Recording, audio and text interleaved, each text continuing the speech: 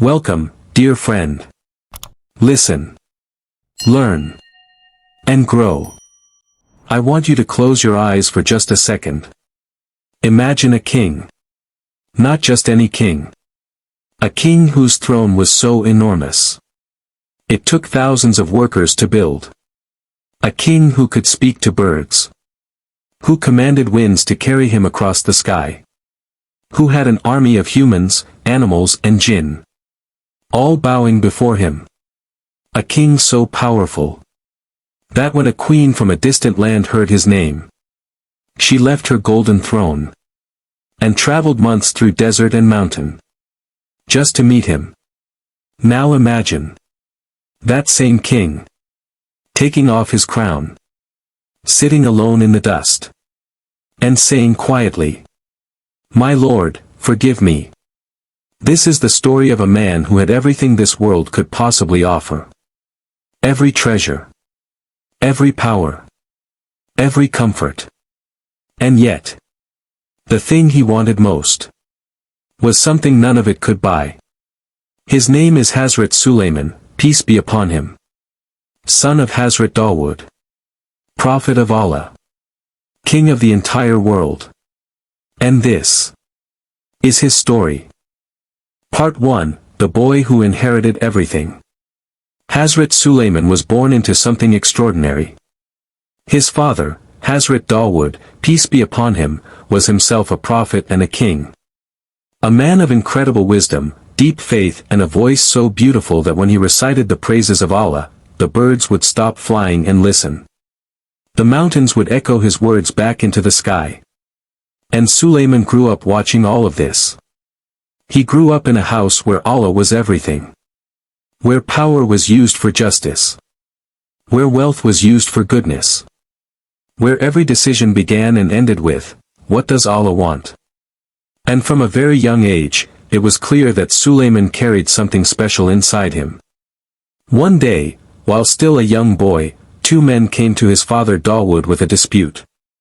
One man's sheep had wandered into another man's field in the night, and eaten and destroyed all his crops. Hazrat Dawood listened carefully and gave his judgment: the owner of the sheep must give his flock to the farmer as compensation. It was a fair decision. But young Sulaiman, sitting quietly nearby, spoke up gently. He said, "Father, may I suggest something?" His father nodded. Sulaiman said, "Let the farmer take the sheep and use their milk and wool for his benefit. And let the owner of the sheep work the damaged field and restore it fully. When the crops are back to what they were, each man takes back what is his." Everyone in the room went silent. It was not just fair.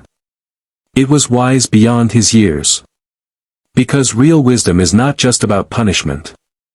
It is about restoration. About making things whole again. Hazrat Dawood looked at his son. And smiled. He knew. Allah confirmed it, inspiring both father and son with understanding.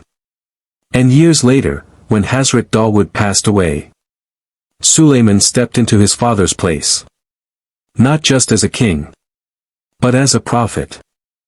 Part 2, The Gifts Nobody Had Ever Been Given. When Sulaiman became king, he did something that very few people with power ever do. He turned to Allah, before he turned to anything else. He prayed. And his prayer was not for more gold. Not for a bigger army. Not for longer life. He said, "My Lord, forgive me. And grant me a kingdom that will not belong to anyone after me.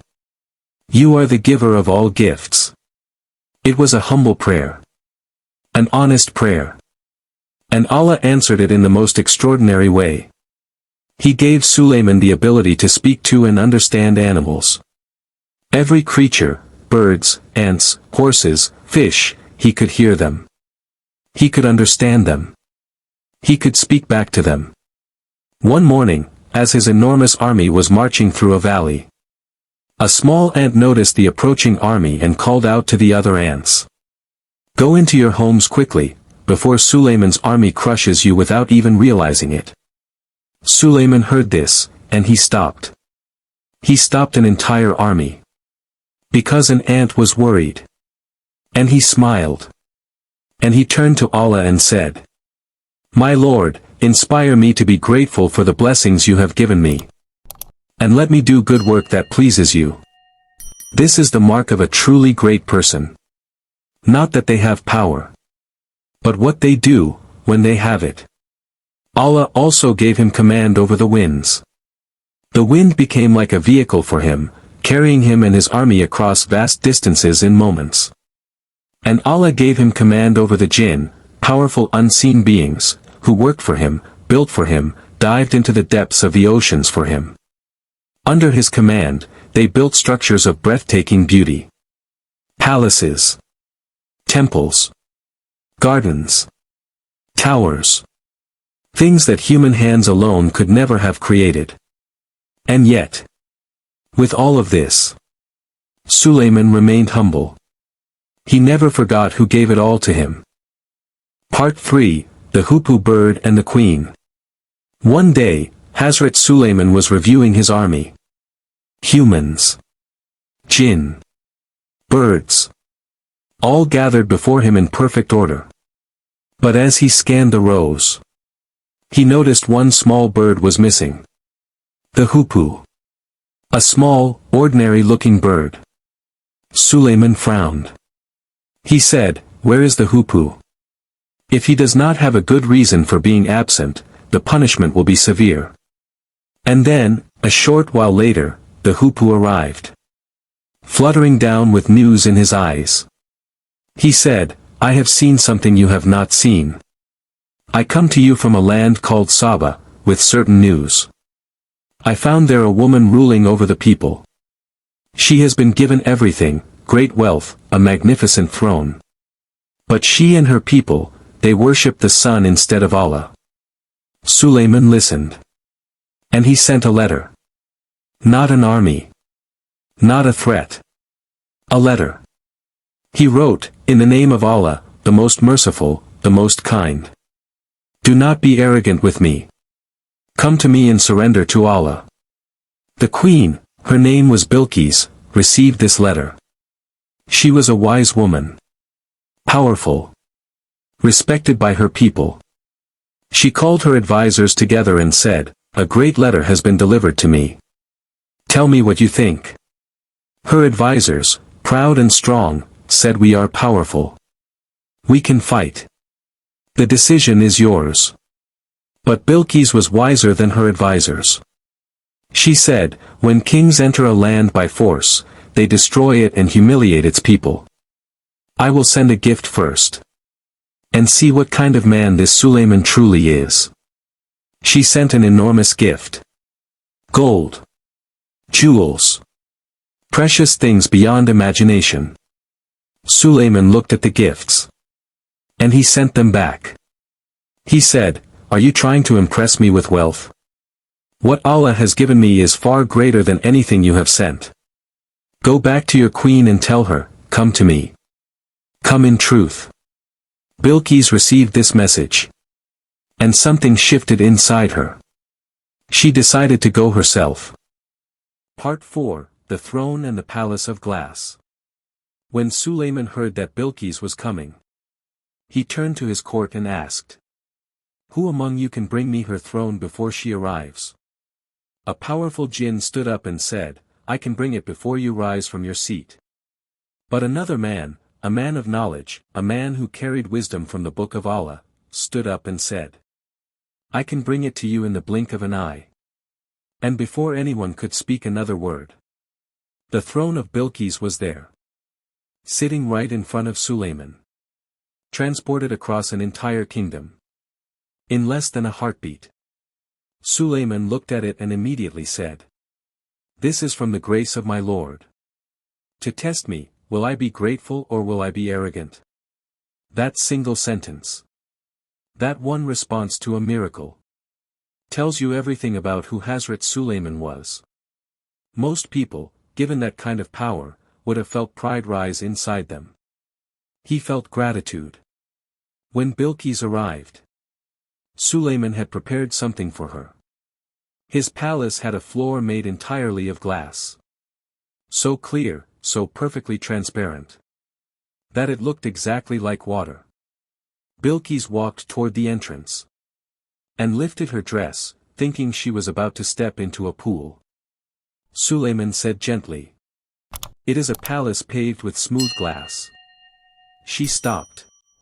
She looked around at everything, the palace, the throne, the kingdom, the man before her. And something inside her, that had been searching without knowing what it was looking for, finally found it. She said, "My lord, I have wronged myself. And I now submit, with Sulaiman, to Allah the Lord of all the worlds." A queen who had everything, who had power and wealth and armies, gave it all up for truth. This is what happens when a person of true power meets a person of true wisdom. Part 5, The Moment That Humbled a King. But perhaps the most powerful moment in the entire story of Hazrat Sulaiman is one that most people have never heard.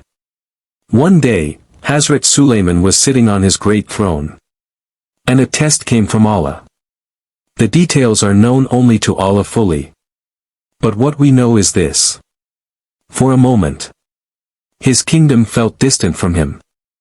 And in that moment, this man who had spoken to birds, who had commanded the winds, who had armies of jinn, felt small.